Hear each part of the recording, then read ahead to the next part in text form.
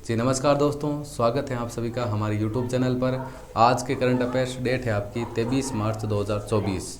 Session की एक ही विशेषता, कम टाइम में इंपॉर्टेंट क्वेश्चन के ऊपर हम लोग चर्चा करते हैं। डेली करंट अफेयर्स की क्लास लेने के लिए आज ही ज्वाइन करें हमारे YouTube चैनल। आप देखते हो करंट अफेयर्स की अदर क्लासें काफ़ी लॉन्ग टाइम की होती है, जबकि हमारी क्लास मात्र 10 मिनट से कम टाइम की क्लास होती है, जिसमें एक दिन में जितने भी आपके मोस्ट इंपॉर्टेंट करंट अफेयर्स के क्वेश्चन होते हैं उनके ऊपर हम लोग चर्चा करते हैं।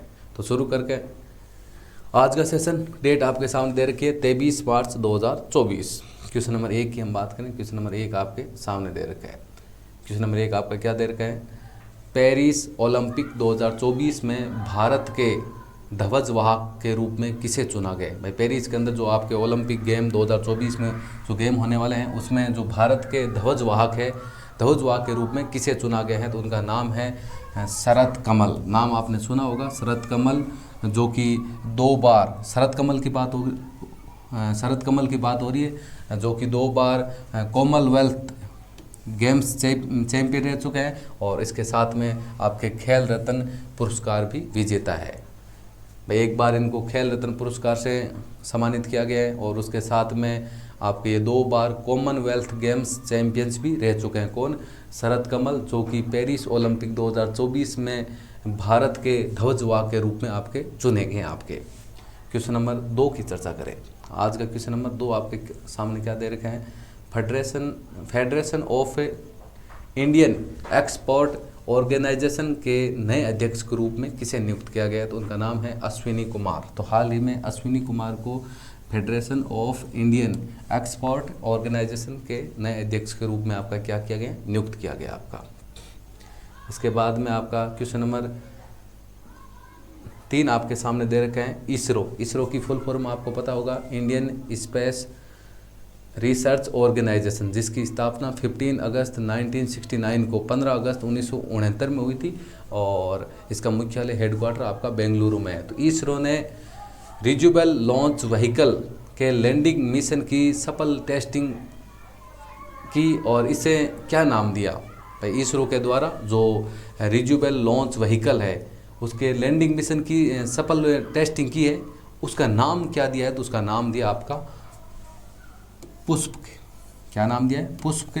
और उनके द्वारा जो आपका लैंडिंग मिशन है उनका सफल टेस्टिंग आपकी की कहाँ से है? तो वो की है उन्होंने कर्नाटक के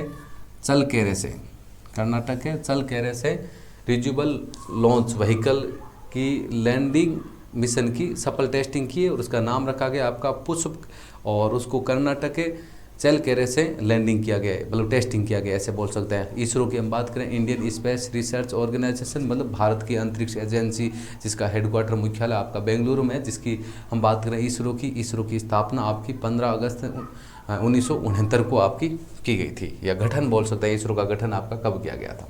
क्वेश्चन नंबर हम 4 की बात करें। मौसम विज्ञान दिवस आपका प्रत्येक वर्ष कब मनाया जाता है? किसी भी दिवस को मनाने का मुख्य उद्देश्य क्या होता है? उस दिन के प्रति जागरूकता को बढ़ाना उसका मुख्य उद्देश्य होता है। तो 23 मार्च को विश्व मौसम विज्ञान दिवस आपका मनाया जाता है, क्योंकि 23 मार्च 1950 को विश्व मौसम विज्ञान संगठन की स्थापना की गई या गठन आपका किया गया। आपको यदि पूछ लेना कि विश्व मौसम विज्ञान संगठन की स्थापना या गठन कब किया गया? 23 मार्च 1950 को। और प्रत्येक वर्ष से 23 मार्च को विश्व मौसम विज्ञान दिवस के रूप में आपका मनाया जाता है। मनाने का कारण उस दिन के प्रति जागरूकता को बढ़ाना उसका क्या होता है? आपका मुख्य उद्देश्य होता है।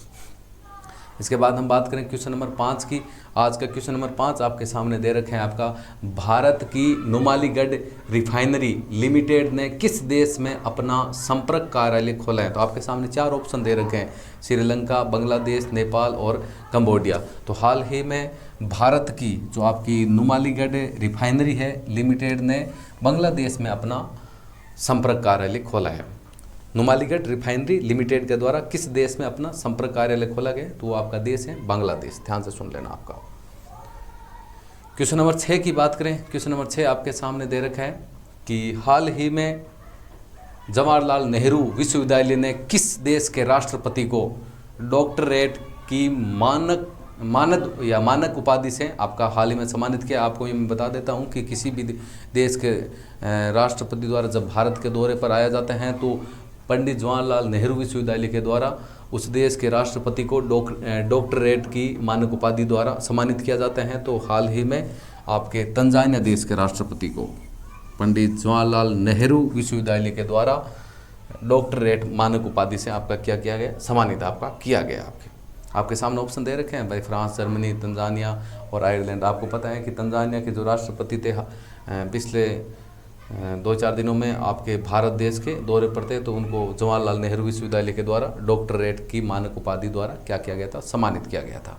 क्वेश्चन नंबर 7 की हम बात करें, आपके सामने दे रखे हैं, भारी उद्योग मंत्रालय ने ऑटोमोटिव और ईवी सेक्टर में इनोवेशन को बढ़ावा देने के लिए किस संस्थान के साथ समझौता ज्ञापन पर हस्ताक्षर किए हैं। आपके सामने दे रखा है, बनारस हिंदू विश्वविद्यालय, IIT मद्रास, IIT रुगड़ी, भारतीय प्रबंधन संस्थान बेंगलोर।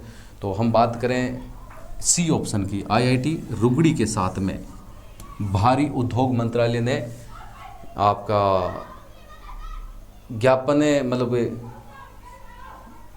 के साथ समझौता ज्ञापन पर हस्ताक्षर किए। अब यदि आपको ये ऐसे पूछ लेना कि भारी उद्योग मंत्रालय ने भाई IIT रुगड़ी के साथ समझौता ज्ञापन पर हस्ताक्षर क्यों किया, उसका मुख्य उद्देश्य क्या है, उसका मुख्य उद्देश्य आपके सामने दे रखा है, ऑटोमोटिव और ईवी सेक्टर में इनोवेशन को बढ़ावा देना उसका क्या रहेगा, मुख्य उद्देश्य रहेगा। किसका, भारी उद्योग मंत्रालय का, जिसने IIT रुगड़ी के साथ में समझौता ज्ञापन पर हस्ताक्षर किया है। कारण क्या, आपका ऑटोमोटिव ईवी सेक्टर में इनोवेशन को बढ़ावा देना उसका क्या रहेगा, मुख्य उद्देश्य रहेगा। इसके बाद क्वेश्चन नंबर 8 की हम चर्चा करें, इलेक्ट्रिक मोबिलिटी प्रमोशन योजना 2024 किस मंत्रालय द्वारा हाल ही में आपकी लॉन्च की गई है। तो वही आपका मंत्रालय है जो अभी भारी मंत्रालय के साथ में मिलकर IIT रुगड़ी के साथ में मिलकर हाल ही में उन्होंने अभी जो पिछला क्वेश्चन पढ़ा था आपने, ज्ञापन पर हस्ताक्षर किए हैं। तो जो आपका बी ऑप्शन आपका है, तो इसके अंदर राइट रहेगा, हाल ही में आपका भारी उद्योग मंत्रालय के द्वारा इलेक्ट्रिक मोबिलिटी प्रमोशन योजना 2024 आपकी क्या की गई है, आपकी लॉन्च की गई है। इनोवेशन को बढ़ाना उसका मुख्य उद्देश्य रहेगा। अभी उसके बारे में हम लोगों ने पढ़ा था। और क्वेश्चन नंबर 9 है, उसका आंसर आपको बताना है कमेंट बॉक्स में। क्वेश्चन नंबर 9 आप ध्यान से सुन लेना, क्या दे रखा है कि वायुमंडलीय अनुसंधान परीक्षण स्थल का उद्घाटन आपका कहाँ पर किया गया, सिरहोए, हिसार, लुधियाना और मैंगूर। ऑप्शन दे रखे हैं आपके सामने 4, वायुमंडलीय अनुसंधान परीक्षण स्थल का उद्घाटन आपका कहाँ किया गया, इसका आंसर आपको बताना है कमेंट बॉक्स में। तो ये थी आज की करंट अफेयर्स की क्लास। आपको पता है एक दिन में आपके लगभग करंट अफेयर्स के क्वेश्चन लगभग कितने बनते हैं, 5 से लेकर 10 क्वेश्चन ही बनते हैं, जो कि कंपटीशन एग्जाम की तरफ से आपके महत्वपूर्ण होते हैं। अपने समय को बचाने के लिए, डेली करंट अफेयर्स की क्लास लेने के लिए आज ही ज्वाइन करें हमारे यूट्यूब चैनल। वीडियो अच्छा लगा तो लाइक ज़रूर करें, शेयर करें और इसके साथ में हमारे यूट्यूब चैनल को भी सब्सक्राइब करें। Thank you. जय हिंद, जय भारत।